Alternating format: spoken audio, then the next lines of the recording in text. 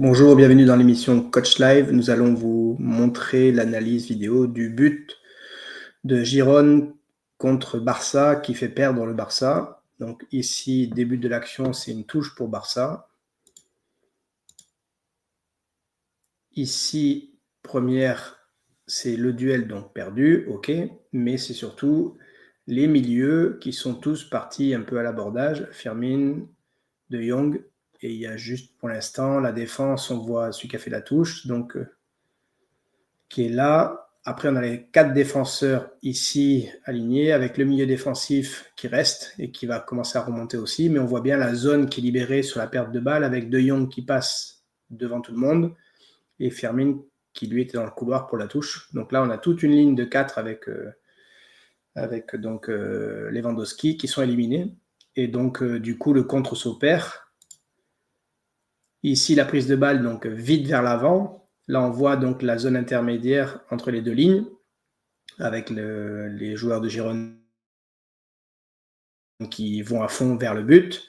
On voit la problématique donc de Baldé qui revient tranquillement, lui, vous allez voir, sur son rythme, avec le 22 Bernal qui fait l'effort pour venir gêner la course donc, de Etcheverry, qui va être très décisif sur cette action.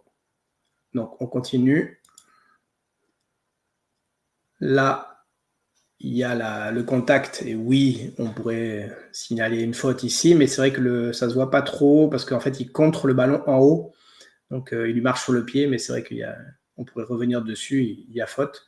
Moi, ce qui m'interroge, c'est plutôt le côté Baldé qui vient tranquillement, avec les deux joueurs qui sont devant lui, le 15 et le 23, je crois, qui sont là. Et sinon, on va voir surtout l'attitude des joueurs de Barcelone, bien sûr, suite au contact donc avec Koundé. Ici,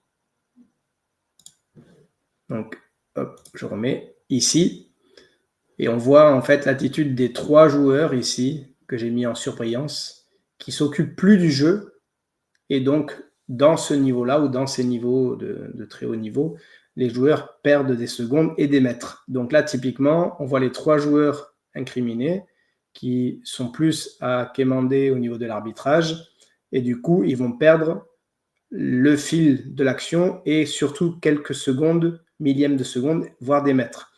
Donc du coup, ici, au niveau de la perte, on voit ce que ça va avoir comme incidence. Là, maintenant, ils y retournent. Donc entre le délai de leur inaction et de s'occuper de l'arbitrage, ici, et de continuer, vous avez vu, ça fait, allez, 1 seconde, 2 secondes. Malheureusement, ces 1-2 secondes vont permettre au porteur du ballon de donner le ballon à Roca, le numéro 3.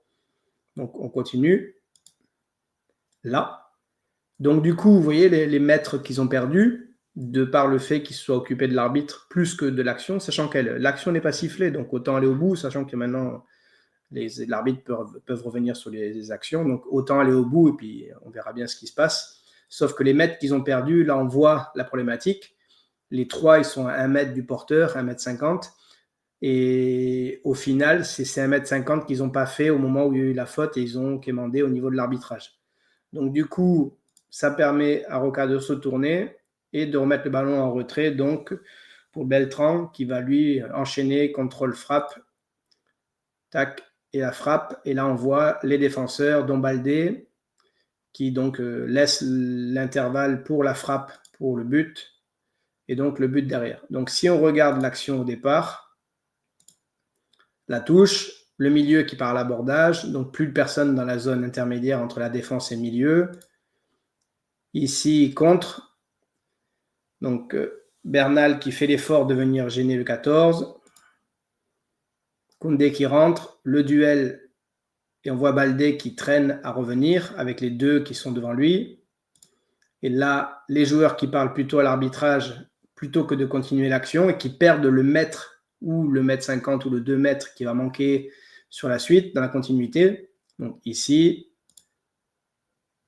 hop, ils se remettent dans l'action, sauf qu'ils ont perdu le temps qui est important. C'est pour ça que dans vos entraînements, mettez des règles comme ça. Et ça peut être hyper intéressant. Moi, je le fais quand vous êtes sur des 2 contre 2, 3 contre 2 ou 3 contre 3, pardon. Vous dites à vos joueurs que le premier joueur qui fait des gestes d'humeur ou qui rate quelque chose d'important ou très simple, bah, du coup, vous l'appelez par son prénom et vous le faites immobiliser pendant 1 à 2, 3, 4 secondes. Et vous allez voir que ça va vite corriger les problématiques de joueurs qui ne s'occupent plus du jeu. Donc là, typiquement, c'est le cas à ce niveau-là. Et ça ne pardonne pas à ce niveau-là. Donc ici, le retard qu'ils ont, il est là. Et après, ben, ça en découle la finition et le but. Donc vraiment important à montrer à vos joueurs cette notion de ne pas quémander tant que l'arbitre n'a pas sifflé. Ils font continuer l'action. Là, vous voyez, 1, 2, hop, ils y vont. Et là, il manque les 2 secondes qui se sont arrêtées. Donc voilà. Donc c'est l'analyse du but qui fait perdre Barcelone, même s'ils ont beaucoup d'occasions. Mais c'est vrai qu'il y avait faute, je pense. Maintenant, ben, l'action, tant qu'elle n'est pas finie et sifflée, il faut continuer.